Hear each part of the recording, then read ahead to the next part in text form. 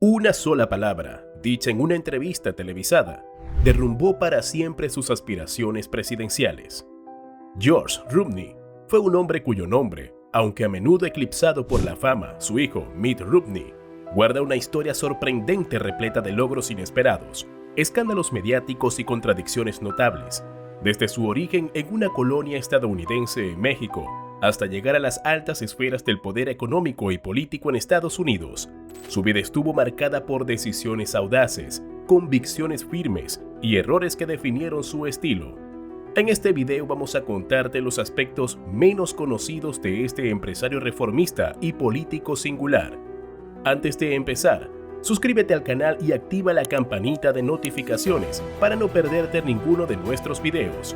Quédate hasta el final y descubrirás qué hizo George Romney, una de las figuras más fascinantes y olvidadas de la política estadounidense del siglo XX. ¿Listos para conocer su historia? El origen de un político improbable. George Romney nació el 8 de julio de 1907 en Colonia Dublán, una comunidad mormona establecida en el norte de México. Sus padres, ciudadanos estadounidenses, se habían exiliado voluntariamente buscando libertad religiosa, alejándose de la persecución contra sus creencias polígamas. Sin embargo, el estallido de la Revolución Mexicana en 1910 obligó a la familia a huir. Regresaron a Estados Unidos en 1912, prácticamente sin nada. La infancia de Romney estuvo marcada por el desarraigo y la necesidad. Creció en condiciones humildes, trabajando desde joven como albañil, carpintero y peón agrícola para ayudar a su familia. Estas experiencias lo moldearon. Desarrolló una ética del trabajo inquebrantable y un sentido profundo de autosuficiencia que más tarde intentaría transmitir en su vida pública. Aunque abandonó temporalmente la escuela secundaria para trabajar, más adelante retomó sus estudios por la noche. Decidió avanzar por mérito propio. Esta determinación por superarse se convirtió en un rasgo permanente de su carácter y sería un punto central en su narrativa política, la del hombre hecho a sí mismo. Pero más allá de la retórica, sus comienzos reflejan la historia de muchos estadounidenses de su época: esfuerzo, migración, adaptación y supervivencia. Desde esa base forjó una identidad que usaría como carta de presentación, tanto en la empresa como en la política. Esa voluntad de hierro y origen trabajador lo acompañarían en una nueva etapa, mucho más visible y desafiante: el mundo de los negocios. Contra los gigantes, la revolución automotriz que nadie esperaba. Romney dio un giro decisivo cuando ingresó al sector automotriz, una de las industrias más competitivas de su tiempo. A finales de los años 40 comenzó a trabajar en Nash Kelvinator Corporation, que más tarde se fusionaría para formar American Motors Corporation, AMC. En 1954 asumió la presidencia de AMC, justo cuando la compañía estaba al borde de la quiebra, mientras gigantes como General Motors y Ford apostaban por autos grandes y costosos. Romney se la jugó por un enfoque radicalmente distinto: autos compactos, eficientes y accesibles. Su visión se materializó con el modelo Rambler, un vehículo más pequeño, de bajo consumo y con diseño funcional, pensado para las familias de clase media que buscaban economía sin sacrificar comodidad. El Rambler ofrecía una alternativa realista frente a los sedanes enormes que dominaban el mercado y pronto se convirtió en un éxito. Romney no solo reformó la estrategia de AMC, también se enfrentó públicamente a los líderes de la industria. Acusó a las grandes automotrices de ignorar la seguridad y el medio ambiente en favor de las ganancias. En su discurso titulado "El dinosaurio en nuestra entrada", señaló: automóviles de 19 pies de largo, que pesan 2 toneladas, son utilizados para que una ama de casa de 118 libras recorra 3 cuadras hasta la farmacia por una caja de horquillas y lápiz labial. Esta crítica formaba parte de su estrategia para posicionar a AMC como una alternativa centrada en autos compactos y eficientes, desafiando la filosofía de "más grande es mejor", predominante en la industria. La apuesta funcionó. En pocos años, AMC pasó de estar en números rojos a obtener beneficios sostenidos. Romney demostró que una estrategia alternativa, centrada en el consumidor promedio, no solo era viable, sino rentable. Este triunfo no pasó desapercibido. Su estilo directo y su éxito como reformador corporativo lo convirtieron en una figura pública con proyección nacional. La política, hasta entonces un territorio ajeno, empezaba a mirarlo con otros ojos. Su capacidad para liderar con convicción y desafiar a gigantes le había dado algo más que fama empresarial. Le dio credibilidad. A ojos del electorado y de muchos dentro del Partido Republicano, Romney ya no era solo un empresario exitoso, sino un potencial líder con ideas claras y coraje para implementarlas. El salto a la política. Su llegada a la política no tardó en concentrarse.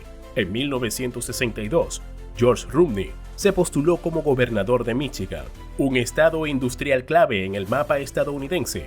Ganó las elecciones con holgura, gracias a su reputación como reformador y su imagen de líder independiente. Así comenzó un mandato desde 1963 hasta 1969, que estaría marcado por iniciativas ambiciosas y decisiones que no siempre tendrían los efectos esperados. Uno de los aspectos más recordados de su gestión fue su apoyo a los derechos civiles. En una época marcada por la segregación racial, Romney no dudó en posicionarse del lado de la integración.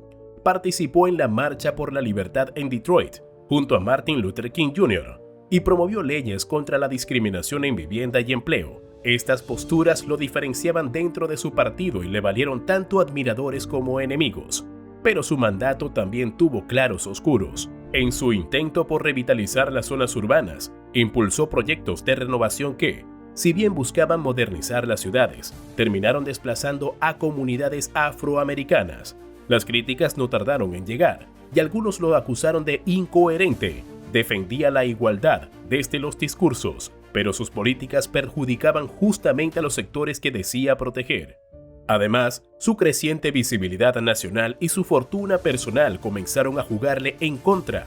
Aunque siempre reivindicó sus orígenes humildes, sus opositores no dudaban en recordarle que ahora formaba parte de una élite económica que lo alejaba del votante común.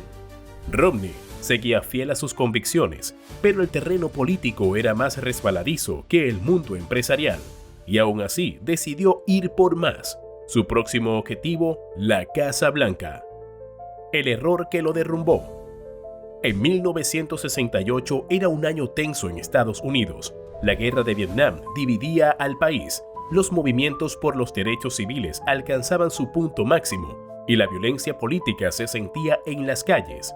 En ese contexto, George Romney anunció su candidatura presidencial como representante de una línea moderada dentro del Partido Republicano. Al principio parecía tener una base sólida.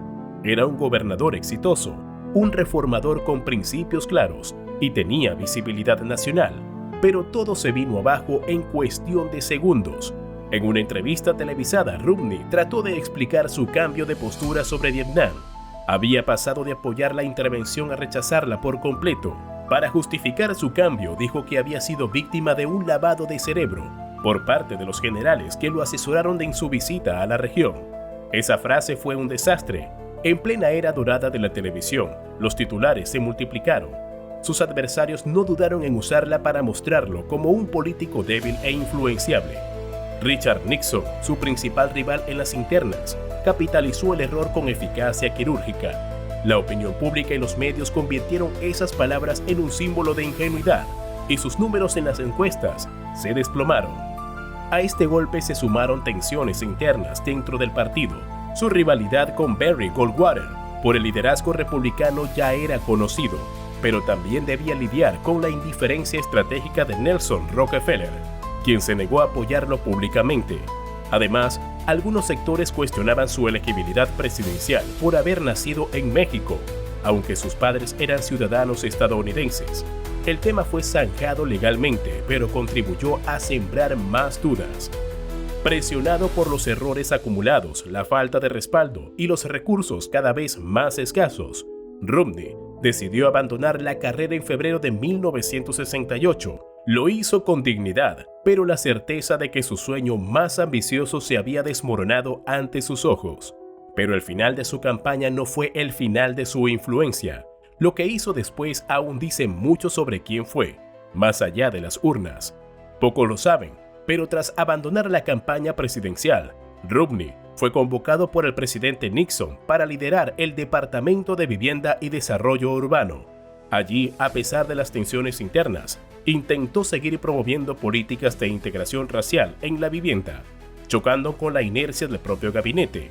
Incluso fuera de los reflectores, seguía empujando cambios. No buscaba quedar bien, buscaba hacer lo correcto. En más de una ocasión se negó a aplicar políticas que consideraba regresivas, lo que eventualmente le costó el respaldo político. Su legado también se construyó desde el lugar, el de quien insiste en cambiar las cosas, incluso cuando nadie lo está mirando. ¿Qué dejó George Rumney?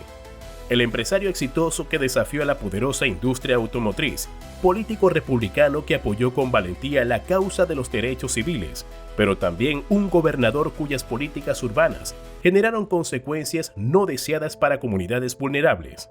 George Rumney fue un reformador con visión social, pero también un hombre que, en momentos clave, no logró controlar los efectos de sus propias palabras. A pesar de no alcanzar la presidencia, Rumney dejó una huella compleja, marcada por la tensión entre ideales y resultados. Fue un reformador dentro de un partido que empezaba a inclinarse hacia posiciones más conservadoras, y su defensa de la justicia social lo puso en el centro de una batalla ideológica que aún resuena hoy. Su legado se mantiene vivo, no solo por su papel como padre de Mitt Romney, sino por su intento de equilibrar principios éticos con realismo político. Fue un pionero en la promoción de autos compactos, un gobernador que desafió la línea dura de su partido y un político que pagó caro por decir lo que pensaba, incluso cuando no era conveniente. Rumney no fue perfecto, sus contradicciones fueron muchas y sus errores costosos, pero quizá ahí radica su valor como figura histórica, el haber encarnado las tensiones de una época de cambio sin dejar de lado la voluntad de mejorar lo que consideraba injusto o ineficiente.